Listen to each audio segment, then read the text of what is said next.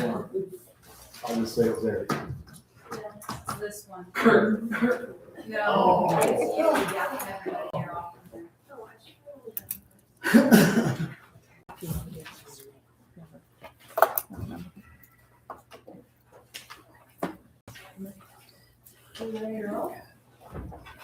No media?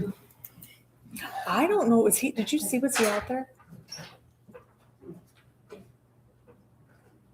I don't know if he had to park down further. I don't see his car. No? Okay. Good. Thank you. Okay.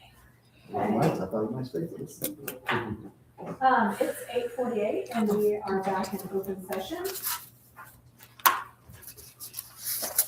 So I'm going to share a couple items real quick that sets the tone.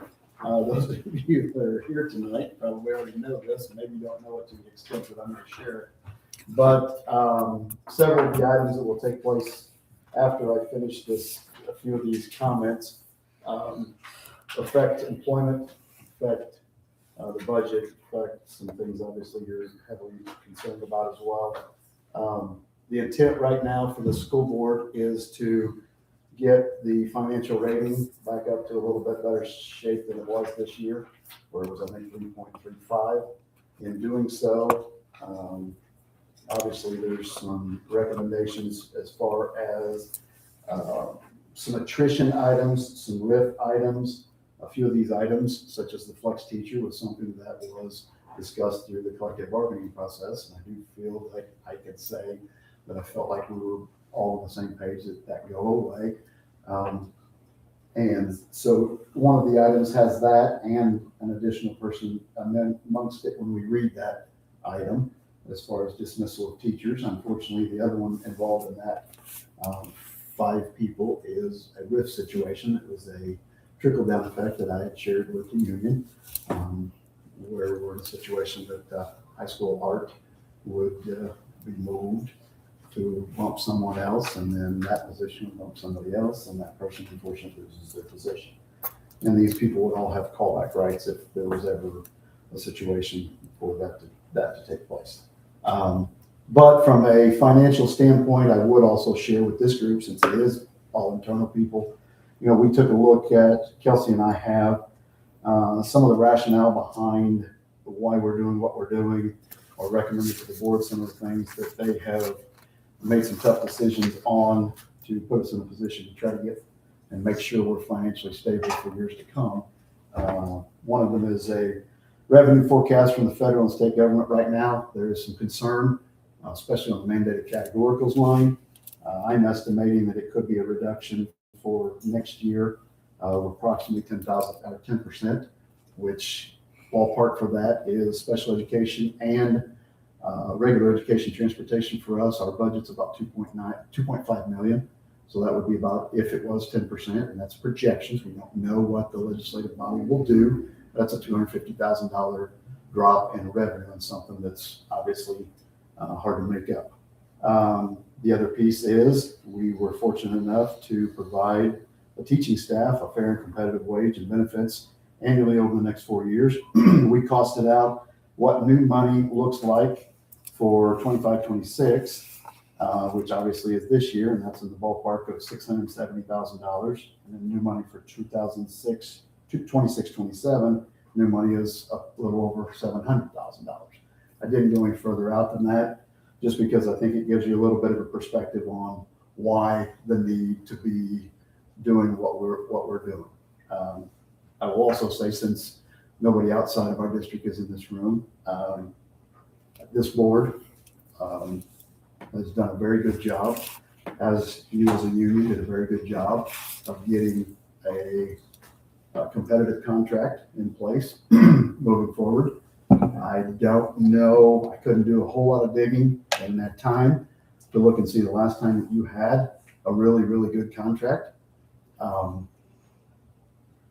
Some of the problems that we've run across are you generally have gotten 1.5% increases. And anyway, that's where that's laid. And as I told many of you before, in the years prior to this collective bargaining starting, I felt you deserved more.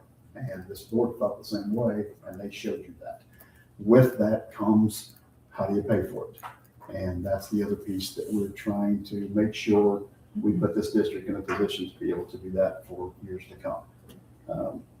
Healthcare costs, obviously, I don't even need to go into that. You all know where that sits, but that's quite an expense that we're incurring and you're incurring, again, with the new contract. There's pieces in that cost us a lot more money than maybe what we thought we would, but you also deserve that piece, and so I think that's been good too. And then the last piece on there that I had was dealing with facility upgrades. You know, we tried to pass a 1% sales tax. We've tried to do all these things. Really, truly, the sports told me we don't want to talk about it. And we haven't really talked about it since that was over.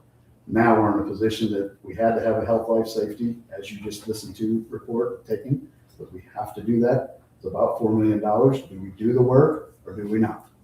I'm not going to tell you at the end of the day right now, I don't think this district's going to get shut down if you don't do all $4 million worth of that work.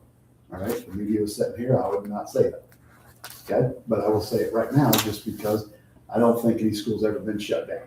But the other side of that is, and I've told this board over and over and over again, the purpose of a health, life, safety report is to help you better understand how to get your buildings in better shape and safe and have a safe environment for everybody involved. So why would you not spend some money to try to do that?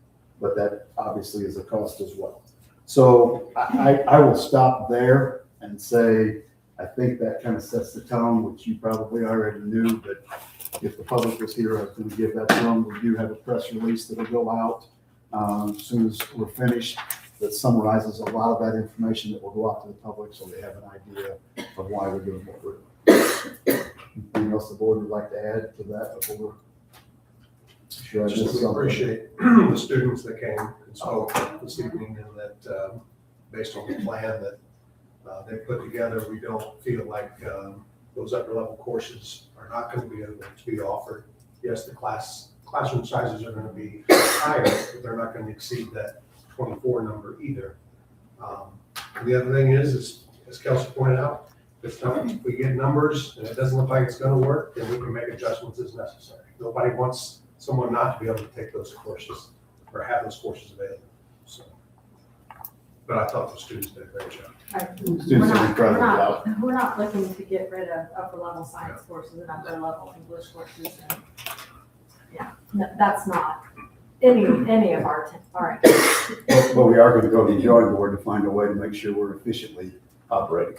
To have 24, 25, 26 kids in the classroom at the high school level is not outside of the box of what's happening in a lot of places. And that's the expectation I have from Mr. Roberts in that building to look into doing some of that. We've had some conversations briefly about this. I kind of jumped the gun on this because of attrition rather than RIF. And I would much rather take the opportunity when the opportunity sets. And we had some opportunity right here that, again, we talked probably a month ago, and this wasn't on my radar to necessarily do. But that's changed because, again, when I look at, we're not going to replace some teachers down at the third, fourth, and fifth grade building. I think it's only fair that we do it in some other areas too. But I agree with Chad 100%. I think we were highly impressed with the students that were here tonight. That doesn't make you feel good about what we're doing in the school system. You're sorely mistaken. And I don't know if they spent any time with any of you preparing for that, but they did. Well done. They didn't, even bigger kudos. All right, let's roll. And I do have a press release. Do I read it now or wait till the end? Or just, No, we're you don't gonna need to just, read it. we're We're just not going to give reading it it. out. Okay, next item on the agenda then is the personnel list. I am looking for a motion and a second to approve the personnel list as presented. Motion by Erica, second by Andrew. Roll call. Brandon? Yes. Erica? Yes. Andrew? Yes. Jill? Yes. Jamie? Yes. Chad? Yes. Next item on the agenda is the approval of the ECTA final version of the CBA for the FY 26 through FY 30. Long journey. We're signed, sealed, and delivered here. The ECTA and Unit 40 ratified the contract in February, but the final version has been in the process of updating for the past several weeks. and is now ready for board approval to be shared with all ECTA members. Thank you for your patience as this was a process. I am looking for a motion and a second to approve the final version of the ECTA CBA for FY '26 through FY '30. Erica? I made a motion first. Motion. We're good. Motion by Andrew. I'll second. Second. They were on the committee. I know. I know you don't, but that's what I'm trying to do. You should have planned that out better, We should sorry. have played that out better. Okay, Andrew did. Motion by Andrew, second by Jane. Roll call. Erica? Yes. Andrew? Yes. Jill? Yes. Jane, yes. Chad? Yes. Brandon? Yes. Next on the agenda is the approval of honorable dismissal of teachers. I'm looking for a motion to approve the resolution for honorable dismissal of teachers Whitney Dreher, Seth Henson, Kaden Howard, Kenna Custer, and Autumn Petticoat. Motion. Motion by Andrew. Second. Second by Chad. Roll call. Andrew? Yes. Jill? Yes. Jane, yes. Chad? Jessica? Motion's not here. Brandon? Yes. Erica? Yes. Next item on the agenda is the approval of the honorable dismissal of education support personnel employee. I do need a motion to approve the resolution for the honorable dismissal of educational support staff employee John Sapelsa, the strength and conditioning coach. Motion by Chad, Second. second by Erica. Roll call. Jill? Yes. Jane, yes. Chad? Yes. Brandon? Yes. Erica? Yes. Andrew? Yes. Next item on the agenda is the approval of the non-renewal of the administrator contract. I will need a motion to approve the non-renewal of Matt Thompson's administrative contract and dismissal of second-year probationary teacher. Motion. Motion by Erica, Second. second by Chad. Roll call. Jane, yes. Chad? Yes. Brandon? Yes. Erica? Yes. Andrew? Yes. Jill? Yes. Next item on the agenda is the approval of deputy superintendent, Mrs. Kelsey Baker. We'd like to announce that Kelsey will be transferred to the position of deputy superintendent with the intent to hire her as our next superintendent after Andy's retirement. Thank you. So we have offered her a 5-year contract, and we are looking to move forward with Kelsey as our next superintendent.